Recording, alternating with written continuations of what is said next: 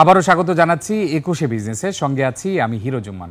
এবার দেশ বিদেশের ব্যবসা বাণিজ্য ও অর্থনীতির আরও কিছু সংবাদ।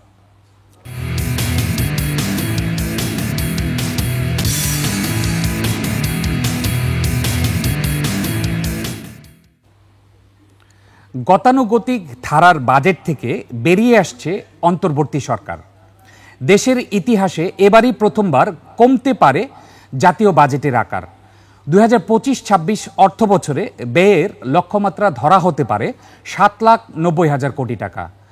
তবে রাজস্ব আদায়ের লক্ষ্যমাত্রা বাড়ছে প্রায় ৪০,০০০ কোটি টাকা। অন্যদিকে ফুলিয়ে ফাঁপিয়ে নয়, প্রবৃদ্ধির লক্ষ্যমাত্রা ধরা হচ্ছে ৫.৫%। অপ্রয়োজনীয় কোনো প্রকল্প থাকছে না এডিপিতে। বাজেটের আকার কমানো হলেও বাড়ানো হচ্ছে সামাজিক সুরক্ষার আওতা। বিস্তারিত সাদিয়া লাবনীর রিপোর্টে। বাজেট প্রণয়নের গতানুগতিক ধারার বাইরে যাচ্ছে অন্তর্বর্তী সরকার। স্বাধীনতার পর এবারই প্রথম জাতীয় বাজেটের আকার ছোট হতে পারে। ২০২৫-২৬ অর্থ বছরের বাজেটের আকার হতে পারে ৭,৯০,০০০ কোটি টাকা, যা চলতি বাজেটের চেয়ে ৭,০০০ কোটি টাকা কম। সংশ্লিষ্টরা বলছেন, বাজেটের আকার কমানো হচ্ছে মূলত উন্নয়ন খাতে। আসছে বাজেটে বার্ষিক উন্নয়ন কর্মসূচিতে বরাদ্দ থাকতে পারে ২,৩০,০০০ কোটি টাকা। বিগত হাসিনা সরকারের মতো অপ্রয়োজনীয় মেগা প্রকল্প গ্রহণে আগ্রহী না হওয়াতেই কমছে বাজেটের আকার, যেটাকে ইতিবাচক বলছেন অর্থনীতিবিদরা। আমাদের একটা সংস্কৃতি গড়ে উঠেছে যে আমাদের একটা বড় আকারের বার্ষিক উন্নয়ন কর্মসূচি থাকবে এবং সেখান থেকে দুর্নীতি অপচয় হবে। আগামী বাজেটে ওরকম রাজনৈতিক বিবেচনায় গৃহীত প্রকল্প কিন্তু ওইভাবে থাকবে না। এবং এই মেগা প্রকল্পের ক্ষেত্রেও সরকার কিন্তু নতুন কোনো প্রকল্পের দিকে যাচ্ছে না। আর আগের যে সমস্ত অজস্র প্রকল্প ছিল রাজনৈতিক বিবেচনায় একেবারে খুব কম গুরুত্বপূর্ণ প্রকল্প সেগুলো ছিল, তো সেগুলো আস্তে বাদ যাচ্ছে।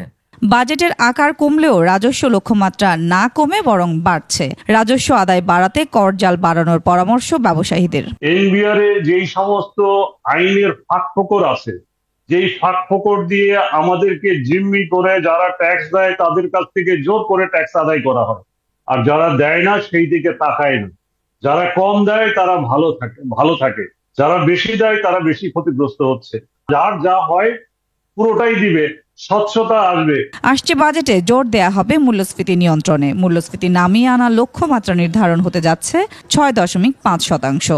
বাড়ানো হবে সামাজিক নিরাপত্তা খাতের আওতায় সুবিধাভোগীর ভাতাও। কয়েক কোটি উপকারভোগী রয়েছেন এই পুরো সামাজিক নিরাপত্তা কর্মসূচির বাস্তবায়নের ক্ষেত্রে। তো তারা যেন কোনো ধরনের কোনো হতাশার মধ্যে না পড়েন যে তারা পাবেন না বা হয়তো কম হবে। তো এটা না হয়ে বরং যদি আমরা আওতা বাড়াতে পারি, পরিধি বাড়াতে পারি, তাহলে সেক্ষেত্রে সেটা একটা সোশ্যাল রিটার্ন আছে, তো সেটার কথা চিন্তা করতে হবে। এবং আমি মনে করি যে এক্ষেত্রে বিশ্ব ব্যাংক, এশীয় উন্নয়ন ব্যাংক তারা কিন্তু বাংলাদেশের পাশে আছে এবং IMF এরও কিছু হয়তো সেদিক থেকে সাপোর্ট আছে। আগামী বাজেটে জিডিপি প্রবৃদ্ধির লক্ষ্য ধরা হতে পারে ৫.৫%। এছাড়া বাজেট ঘাটতি থাকতে পারে জিডিপির ৫% মধ্যে। সাদিয়া লাবনী, ২১শে টেলিভিশন, ঢাকা। মাথাপিছু আয়ে ভারতের থেকে এগিয়ে থাকলেও বাংলাদেশের জনগণ ইন্টারনেট কিনতে পারছে না বলে মন্তব্য করেছেন প্রধান উপদেষ্টার বিশেষ সহকারী ফয়েজ আহমেদ তৈয়ব। ইন্টারনেট সার্ভিস প্রোভাইডাররা আজ থেকে কার্যকর করেছে ৫০০ টাকার প্যাকেজে ১০ Mbps সুবিধা। টেলিকম অ্যান্ড টেকনোলজি সাংবাদিকদের সংগঠন TRNBর গোল টেবিল বৈঠকে তারা এসব কথা বলেন। আদিত্য মামুনের রিপোর্ট। বিটিআরসি ভবনে টেলিকম অ্যান্ড টেকনোলজি খাতের সাংবাদিকদের সংগঠন TRNBর আয়োজনে ইন্টারনেট সেবা, সমস্যা, সম্ভাবনা ও করণীয় শীর্ষক গোলটেবিল বৈঠক যোগ দেন mobile internet, broadband internet operator সহ সংশ্লিষ্টরা। BTRC should take an initiative to conduct a cost modeling again. ব্যান্ডউইথের সহজলভ্যতার সুযোগ কাজে লাগাতে ব্রডব্যান্ড সেবার সংযোগের ক্ষেত্রে ন্যূনতম ২০ Mbps গতির সেবা দেওয়ার দাবিও তাদের। তবে শনিবার থেকেই ৫০০ টাকায় মিলছে ১০ Mbps গতির ইন্টারনেট। আজ থেকে আমরা ৫ Mbps এর যে এই প্যাকেজটা আমরা রাখবো না, এটা ১০ Mbps এবং যত তাড়াতাড়ি সম্ভব সলভ হলে আমরা সেটা ২০ Mbps উন্নীত করি। ১০,০০০ টাকার ট্রান্সমিশন কস্ট ৪০ টাকায় চলে আসছে। যদি এই জায়গায় আসতে পারে ৫ টাকায় আসতে পারবে, খুব বেশি ডিফারেন্স না। কিন্তু মোবাইল ইন্টারনেটের দাম কমানোর ক্ষেত্রে সুনির্দিষ্ট নীতিমালার দাবি অপারেটরদের। ৫০০ টাকা নিচে কোনো চার্জ নাই। আমাদের এই ১৫ টাকা লেস করে প্রাইস দিয়ে আমরা কিন্তু সাস্টেনেবিলিটি যেটা আমরা সাস্টেন করতে পারবো সেটা কিভাবে, মোবাইল পাবে, ফিক্সড ওয়্যার লাইন পাবে, সবকিছু যাতে একসঙ্গে একটা জায়গায় থেকে যদি আমরা পার্টনারশিপের মাধ্যমে করতে পারতাম, এই কাস্টমারের জন্য অনেক ইজি হয়। এদিকে বিটিআরসি চেয়ারম্যান জানান, শিগগিরই ইন্টারনেটের দাম নির্ধারণ করে আইএসপি ও এমএনওদের নীতিমালা দেয়া হবে, যাতে দুটি সেক্টরকেই সমন্বয় করা যায়। ইন্টারনেট বন্ধের কোনো ক্লজ যেন না থাকে। 2001-এর আইনটাকে এমনভাবে তৈরি করা যেটা টেলিকমিউনিকেশন সেবাটাকে যেন ডিজিটাল সেবার সহায়ক করে তোলা যায়, সেই জন্য দেশের ইন্টারনেট ও ডিজিটাল সেবার উন্নতির জন্য কাজ চলমান আছে জানিয়ে প্রধান উপদেষ্টার বিশেষ সহকারী জানান, আইএসপি হোল্ডারদের সার্ভিস ভালো না হলে লাইসেন্স বাতিল করা হবে। আমি মনে করি বাংলাদেশের ইন্টারনেটের কোয়ালিটি বিবেচনা এর দাম পৃথিবীর অন্যতম সবচেয়ে বেশি। 2 বছরে মাইলস্টোন অ্যাচিভ না করার জন্য যে পেনাল্টিগুলো হবে সেগুলো খুব শিথিল হবে, ফ্লেক্সিবল হবে, কিন্তু তারপরেও যদি আপনি মাইলস্টোনগুলো অ্যাচিভ না করেন পলিটিক্যাল মোটিভেশন বা অন্য যে কোনো কারণে, তাহলে আপনার লাইসেন্সটা উইথড্র করে নতুনদেরকে সুযোগ দেওয়া হবে। সেই সাথে আইএসপি ও মোবাইল অপারেটরদের নিজ নিজ গণ্ডির মধ্যে থেকেই ব্যবসা পরিচালনারও নির্দেশ দেন তিনি। আমি যদি এনটিটিএনকে কানেকশনের বাইরে এসে গ্রোথ বিজনেসকে কনভার্ট করতে পারি, তাহলে আমার মোবাইল কোম্পানিগুলোর এবং আইএসপিদের আর এনটিটিএন বিজনেসে আসার প্রয়োজন হবে না। আদিত্য মামুন, 21 টেলিভিশন, ঢাকা।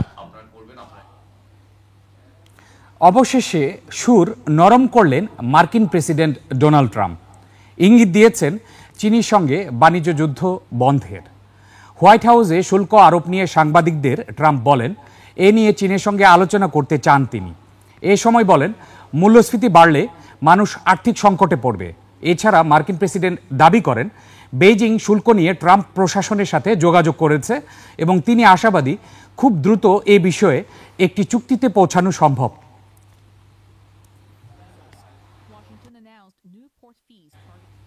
এবার এশিয়ার প্রধান শেয়ার বাজারের খবর। সূচকের ঊর্ধ্বমুখী প্রবণতা দেখা যাচ্ছে এশিয়ার বেশিরভাগ পুঁজিবাজারে। জাপানের শেয়ার বাজার নিকি সূচক 352 পয়েন্ট বেড়ে দাঁড়িয়েছে 34,730 পয়েন্টে। বেড়েছে হংকংয়ের শেয়ার বাজার হ্যাংসেংয়ের সূচক 338 পয়েন্ট বেড়ে অবস্থান করছে 21,395 পয়েন্টে। বেড়েছে সিঙ্গাপুরের এসটিআই সূচক, এটি 57 পয়েন্ট বেড়ে অবস্থান করছে 3,720 পয়েন্টে। চীনের শেয়ার বাজার সাংহাই কম্পোজিট ইন্ডেক্স অবস্থান করছে 3,276 পয়েন্টে, যা আগের দিনের চেয়ে 3 পয়েন্ট কম। বোম্বে সেন্সেক্স 30 ইন্ডেক্সকে দেখা যাচ্ছে ঊর্ধ্বমুখী প্রবণতায়। সেন্সেক্সের সূচক 1,508 পয়েন্ট বেড়ে অবস্থান করছে 78,553 পয়েন্টে। বেড়েছে থাইল্যান্ডের থাই স্টক এক্সচেঞ্জের সূচক, এটি 9 পয়েন্ট বেড়ে অবস্থান করছে 1,150 পয়েন্টে। এবার মুদ্রা বাজারের খবর। এক অঙ্কের ঘরে রয়েছে কলমানি রেট। 15ই মার্চ কলমানি রেট ছিল 9.99%। দর্শক জানিয়ে রাখি, 15ই এপ্রিল কলমানি রেট ছিল 9.99%। অপরিবর্তিত আছে রেপো রেট। রেপো রেট এখন 10%। অন্যদিকে স্ট্যাচুটরি লিকুইডিটি রেশিও এসএলআর 11.5% এবং স্ট্যান্ডিং ডিপোজিট ফ্যাসিলিটি বা এসডিএফ 8.5% অপরিবর্তিত রয়েছে। আবারও বাড়ছে মূল্যস্ফীতি, তবে এখনও রয়েছে এক অঙ্কের ঘরেই। মার্চে সার্বিক মূল্যস্ফীতি কিছুটা বেড়ে উন্নীত হয় 9.35%।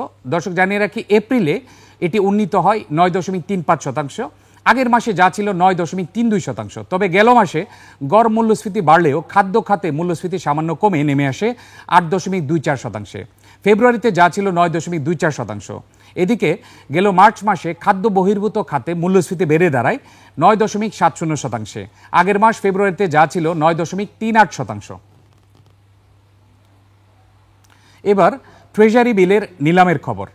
আজ 20 এপ্রিল 3 ক্যাটাগরির ট্রেজারি বিলের নিলাম হবে। এর মধ্যে 91 দিন মেয়াদের 4,000 কোটি টাকা, 182 দিন মেয়াদে 3,000 কোটি টাকা এবং 364 দিন মেয়াদে 2,000 কোটি টাকা ট্রেজারি বিলের নিলাম হচ্ছে আজ। জানিয়ে দিচ্ছি ট্রেজারি বন্ডের খবর। আগামী 22 এপ্রিল 10 বছর মেয়াদে ট্রেজারি বন্ডে নিলাম হবে, যার আকার 3,500 কোটি টাকা। মোট 1,000 কোটি টাকার 15 বছর মেয়াদী ট্রেজারি বন্ডে নিলাম হবে 29 এপ্রিল।